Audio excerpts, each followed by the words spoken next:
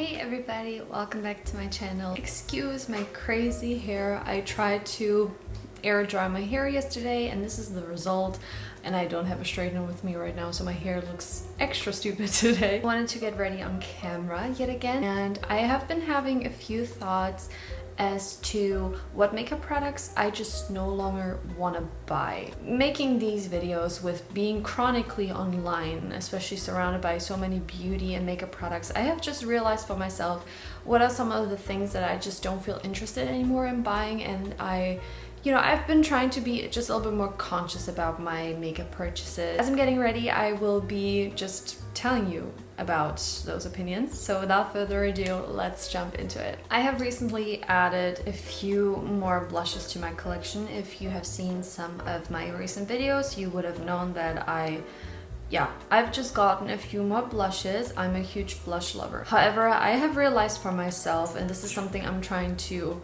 not buy that much of, and that is liquid and cream products. I feel like especially online, cream and liquids have been a formulation that is super, I don't want to say trendy, but very popular amongst beauty lovers. I mean, it's a formula that just looks very seamless. It looks skin-like. However, I have always found liquids especially hard for me to use. I feel like they always look patchy on me, and I guess I'm not doing the proper application method, or I'm not using the proper application method, but that is one of the things that I just, I draw a line. If I've been doing my makeup a certain way for a long time, I'm just not someone who likes to, use new application methods. I like to just stick to what I know. And if anything, I would use a cream instead. I find a cream is way easier to work with. So liquids for me are out of the window because I just know they always look patchy on me. And again, that's probably my fault because I'm just not using the correct methods. But cream products I still enjoy and I do buy. However, that is where I have realized that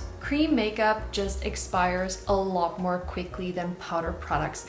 And I had a few cream and liquid products in my collection, and it just felt wrong because I have a lot of products, and since I have more than maybe an ordinary consumer, most of the products are probably going to go bad before I can even finish half of them. I'm just really paranoid, and I don't want to apply makeup that's expired to my face, especially not creams and liquids. That just makes me feel uncomfortable. I want to start to, buy products that have a longer PAO, like 24 months. That's amazing. Like 2 years, I think that is such a good amount.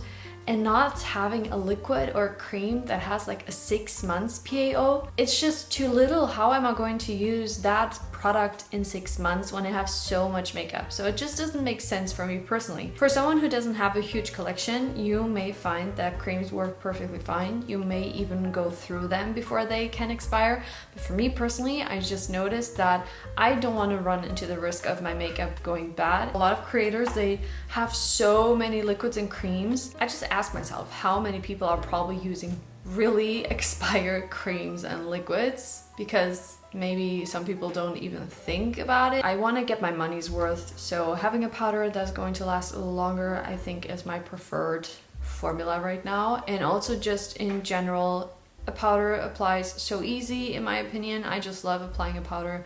It always looks smooth and airbrushed, so yeah. That's one of the things I am trying to not buy, and if I try to be very conscious about it. Like, I don't need 5 different cream blushes. I will not be able to use them all.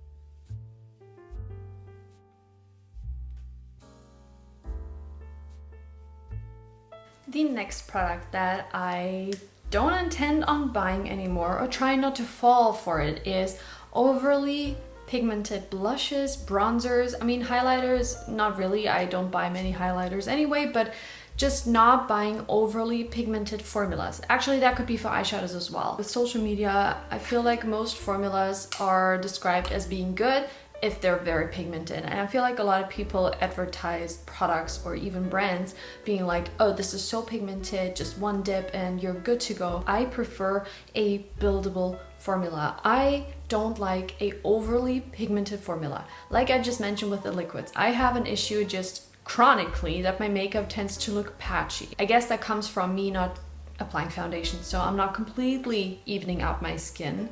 that can enhance a little bit of a patchiness on the cheeks, especially where I have like sun damage, sunspots, freckles, whatever. Super pigmented formula is just more difficult sometimes to blend out. I feel like one of the good examples is the NYX Buttermelt line. I have one of them. It's the deep red tone. It's so pigmented. I don't want to reach for that because it's just too pigmented. So I've just come to appreciate a formula that I can apply a few layers of.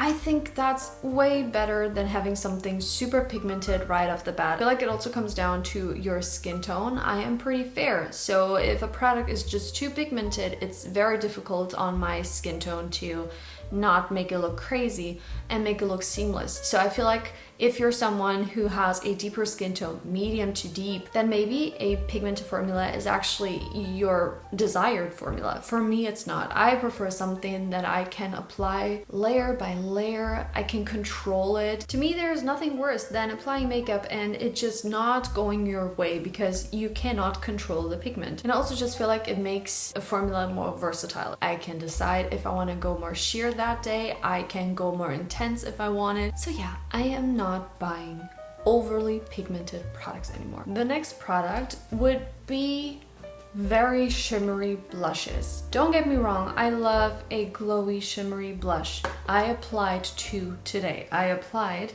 my Catrice Baked Blush. I don't think this is available anymore, and I honestly can't understand why. It's a beautiful shimmery baked blush, but this one I feel like is well done. It doesn't look Tin Man or foily on the skin. It is very glowy, but I don't think it looks too much, especially on my fair skin. I feel like it's a beautiful color. And on top, I applied my Fenty Beauty. This is probably one of the examples of a product that I wouldn't go for anymore in terms of shimmer. This side especially has gold flecks and specks in it. So I guess my approach is, if it is a shimmery blush, it has to be a very refined shimmer. Nothing that is too enhancing, that is too chunky. I just want it to look the most skin-like. One of the shimmer formulas that I think is a great example of a good shimmer formula is, for instance, this blush from MAC in the shade Sunbask. It is so well done. It doesn't look chunky or too much on the skin. It gives the most beautiful natural kind of glow. So this is one of the kind of options that I think is beautiful. One of the examples that I don't like is one from Essence that I decluttered a long time ago, especially in the shade Pink Pop, I think it was. More shimmer than color, so for me to get the color that I wanted, my cheeks just looked like Tin Man, like metallic. It was not flattering on my skin. So I prefer a shimmer blush that has very fine shimmer, nothing chunky, or maybe even something like this one from NARS. It's kind of like, it looks like a matte blush that was infused with a golden sheen. That is also very pretty. There's a difference between a formula like this and a actual shimmer formula, so those two are fine, but just nothing that looks overly metallic.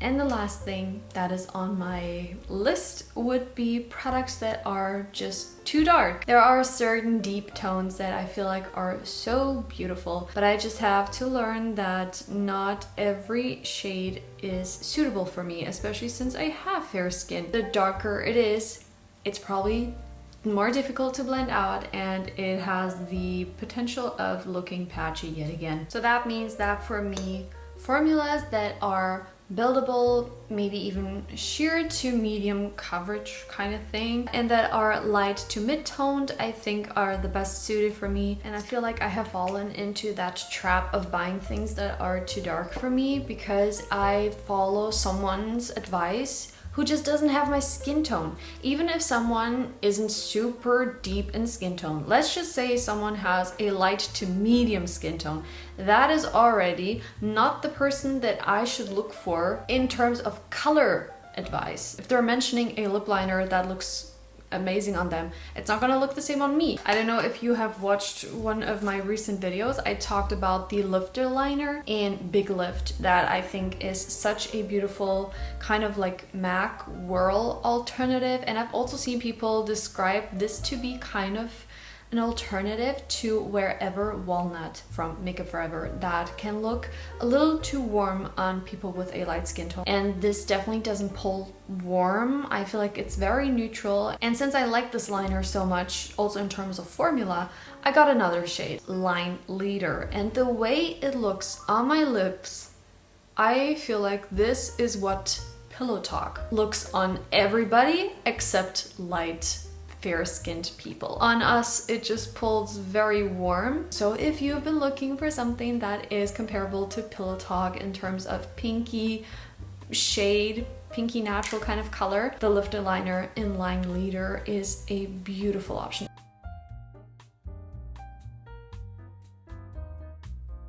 That finishes the makeup. Everything that I used will be listed down below if I did mention. I know a few steps I did kind of with no talking, so everything will be listed down below if you're interested. I tried to blow up my bangs and now I look like I have this short of hair. I don't know why curtain bangs look so good on other people, and I'm also not the best at styling them anyways, so I feel like it only looks decent when I have my hair completely down. I hope that you guys enjoyed today's Get Ready With Me with a little bit of an opinion side to it. Let me know if there are any products that you yourself just feel like you just don't feel like you're interested in buying anymore. Leave it down below. I would love to read about it. Make sure to give me a thumbs up, and I hope to see you very soon with a new video, and until then, please take good care of yourself. Bye.